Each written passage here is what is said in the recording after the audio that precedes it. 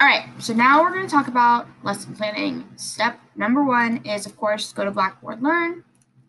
And you're going to want to go to Organizations once again, and you're going to want to click on Student Learning Center, and then click on the SI Leaders page, and you're going to go to the Lesson Plans folder.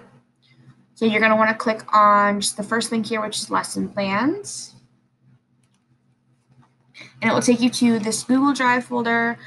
Again, I would recommend, when it loads, I would recommend adding it to your star folders. Again, it just makes it easier to get to.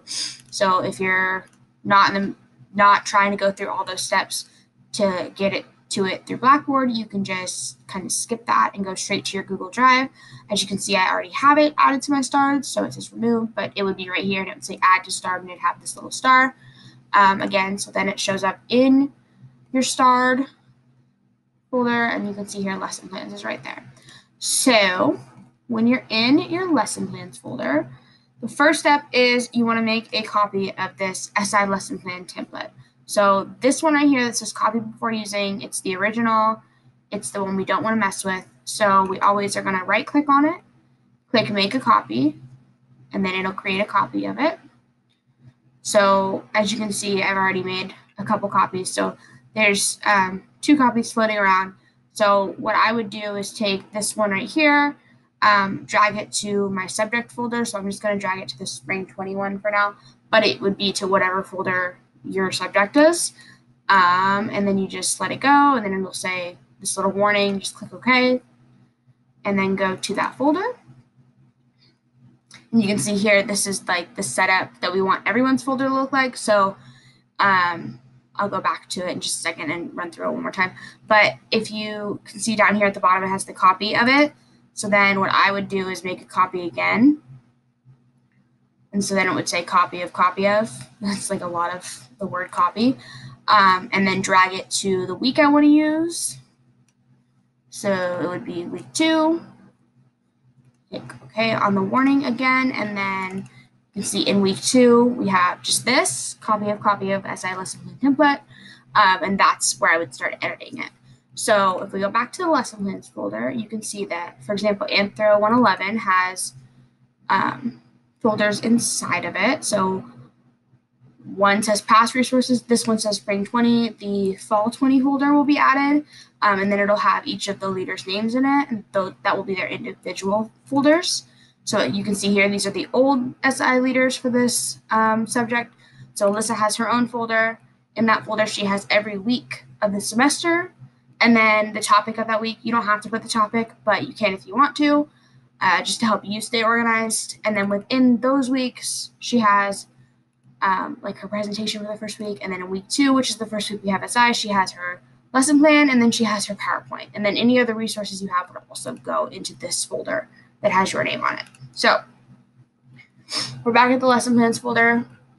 I'm going to show you guys kind of how to do lesson planning quick and easy. So this is a blank lesson plan template. This is what it looks like. This is what it will look like on all of your copies that you make. As you can see, it's all blank, nothing's filled out. So we're going to kind of walk through it step by step. First is obviously titling it. So I'm going to put the title up here. I'm going to put week.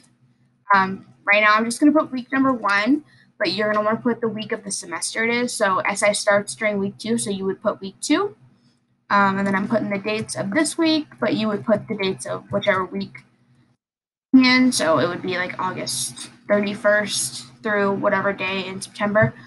And then you're going to want to put your name, what you're doing SI for.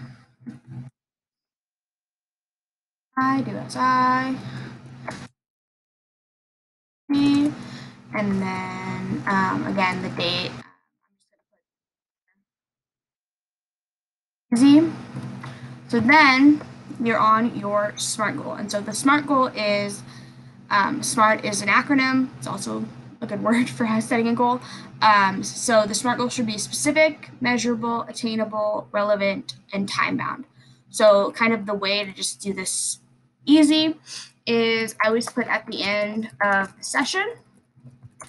students will be able to, and then you're going to go to this list here. Goal list. Essentially, it's a bunch of action words. They're Bloom's taxonomy words if you know about Bloom's taxonomy. If not, no worries. So basically, we like to use words from level 3 and up because level 2 and level 1 are pretty simple. You know, describe this, paraphrase, restate, label, memorize. It's pretty simple, pretty straightforward. Once you get to level 3 and up, you're kind of applying a course concept instead of just floating on the surface of it and like reviewing the concept itself. So as you can see, like distinguish and reconstruct and prioritize and support, those are more kind of advanced terms, and we are, you know, in the college level. So we're asking that students be able to do some of these more complex actions.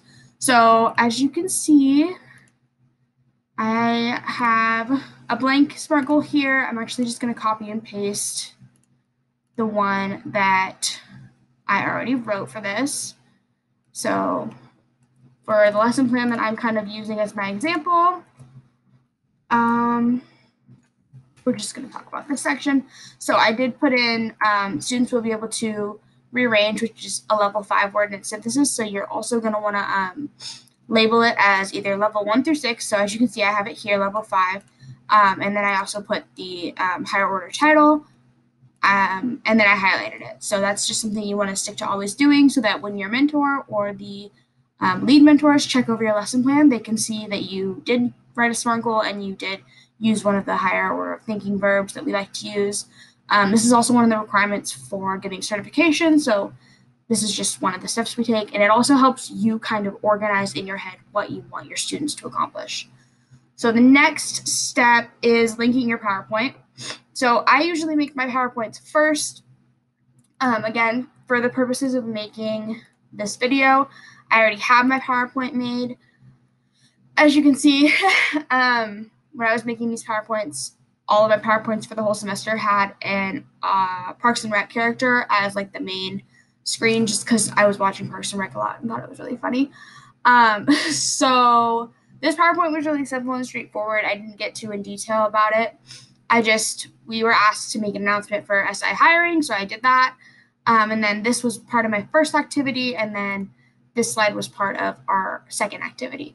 So I just go to share, and I take this link. So you go, I like to make it so anyone on the internet with a link can view, so that if I, for some reason, email it to my students or just send it to someone and they're like, oh, I can't get on because I'm not logged into the right email, I don't really care. Like my PowerPoints aren't that important or like top secret. So I just put it so anyone with the link can view it. And then you copy the link, click done, and then you're going to want to link it to your lesson plan.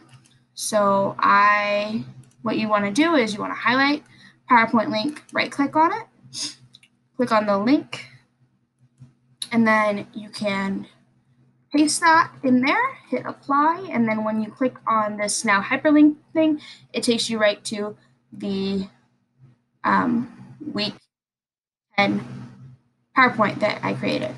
So, and then, you know, here you see like what it is and the slides. So that's there, super simple. So the next thing that we're going to do is we're going to create kind of what goes in this opener slot.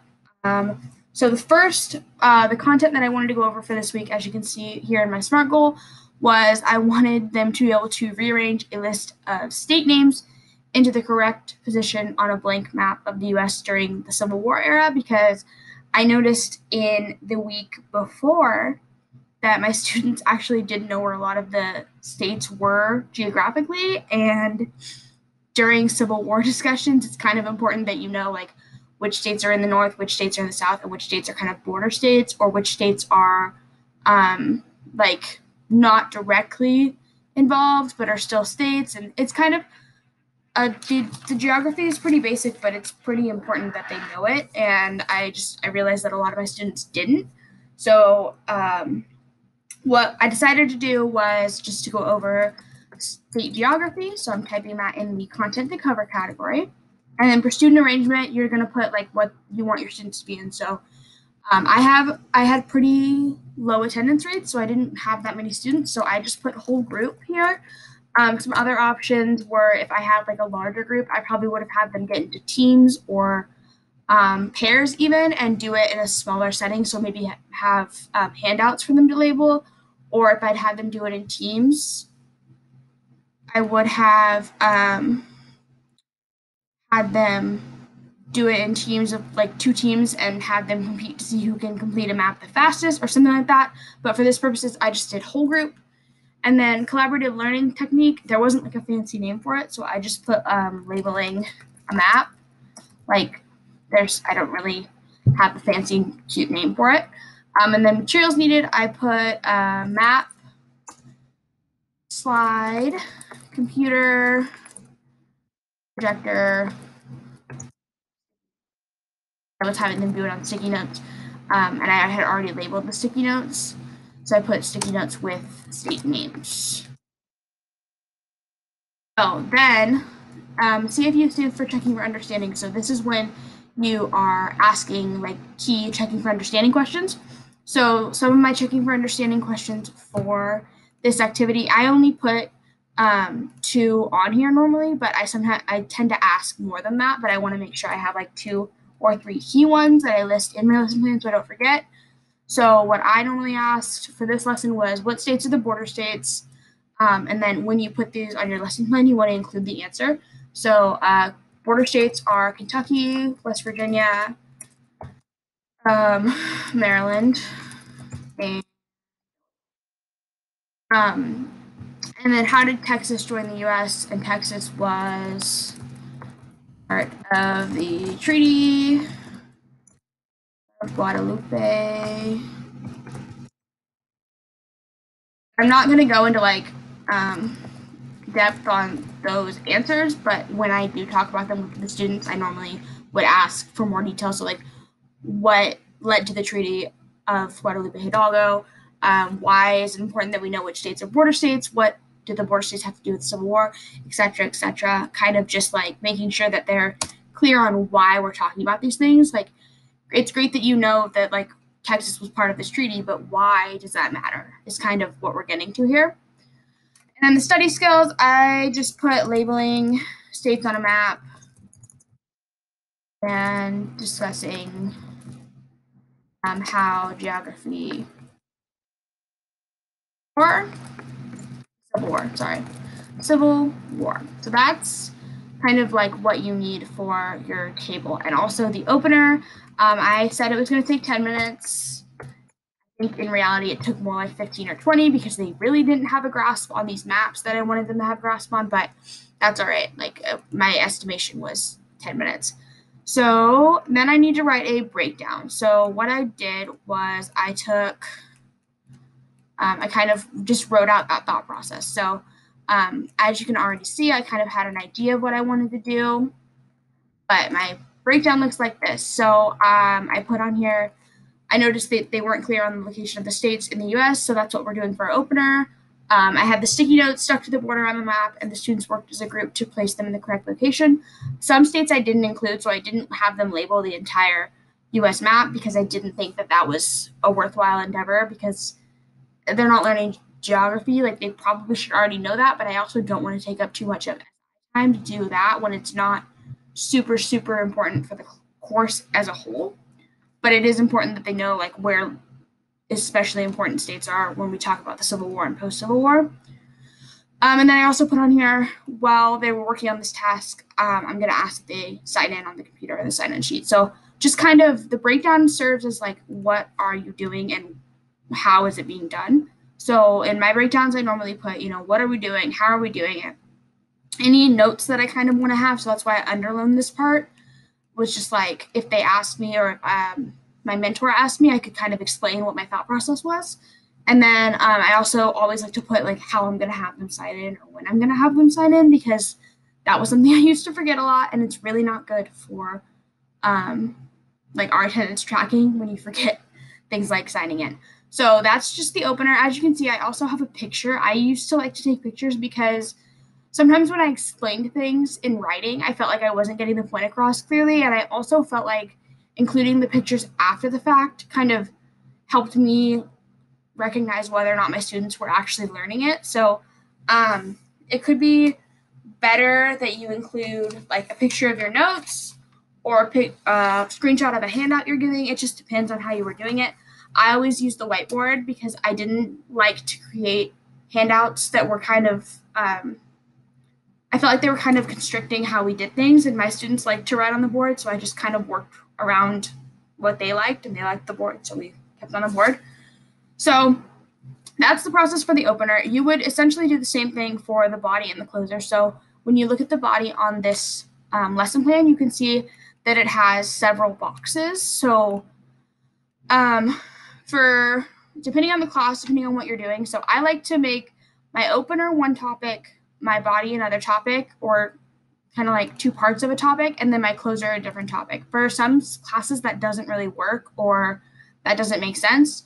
So I know for a lot of the science classes, it's easier if your opener is like reviewing what happened last week in brief, like a super simple Kahoot or a game like that, and then doing the body and making it like a 3-part body, hitting the concept for that week really hard, and then having the closer be reviewing that week.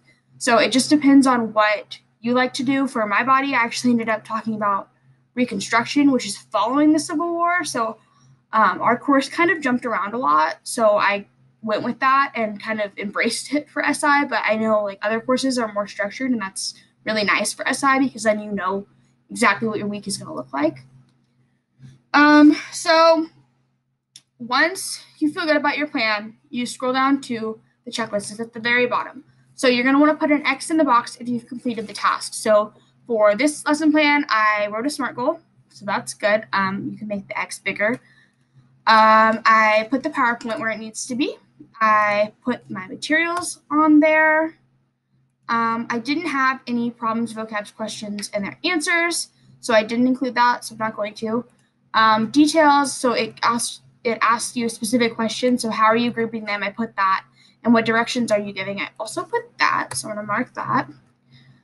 Checking for understanding, so it also notes that you need one checking for understanding question in each part of the plan, which is the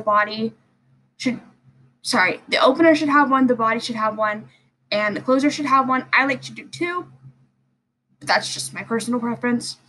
And then you also need one study skill for each content of the body, and the opener and closer are optional. I usually have them just because my opener and closer were usually their own topics. And then you also have these 2 boxes at the end for the reflection, which is located right here. And it's these 7 questions that you fill out at the end of the week or after your first session. I like to do it at the end of the week because then I can kind of put notes on all 3 of my sessions. Others like to do it right after their first session and then make adjustments on their lesson plan. So it's just up to you. And then comments from last week, those also are due by Friday at midnight. So you just make sure that you comment back to your mentor's original comments on the last week's lesson plan. So you would want to make sure all of these boxes are checked before you consider your lesson plan complete by midnight on Friday. And then when you do the reflection, you want to make sure you use 1 to 2 complete sentences and you're as detailed as you can. So normally that looks like 3 or 4 lines. Depends on, like, if your session went amazing, you can just put that, like, it genuinely went well, and then make some notes. But most of the time, if your session didn't go amazing, you have notes, and you kind of just, like, think about why it didn't go well, and that gives you a lot of content to write about in your reflection. So now that you have all these basics down, you can get started writing your own lesson plan. This is what mentors and lead mentors are here for. So this part is kind of an adjustment period. So for the first 2 or 3 or even 4 weeks, if you're getting tons and tons of comments from your mentors, that's totally okay. Like, it's a growing experience. They're there to teach you and show you kind of how to grow. So it's not criticism, it's constructive comments, I guess, is kind of how I would embrace it. And the more you learn, the better your lesson plans will be. Like, even this lesson plan, if I were a mentor, I'd probably have lots of comments to make. So I think this in here could be a little clearer, and that would be something that I would need to work on moving forward. So good luck on your first lesson plan. I know you guys are going to do amazing. And And remember, your mentors are there to help you grow. So definitely ask them tons of questions.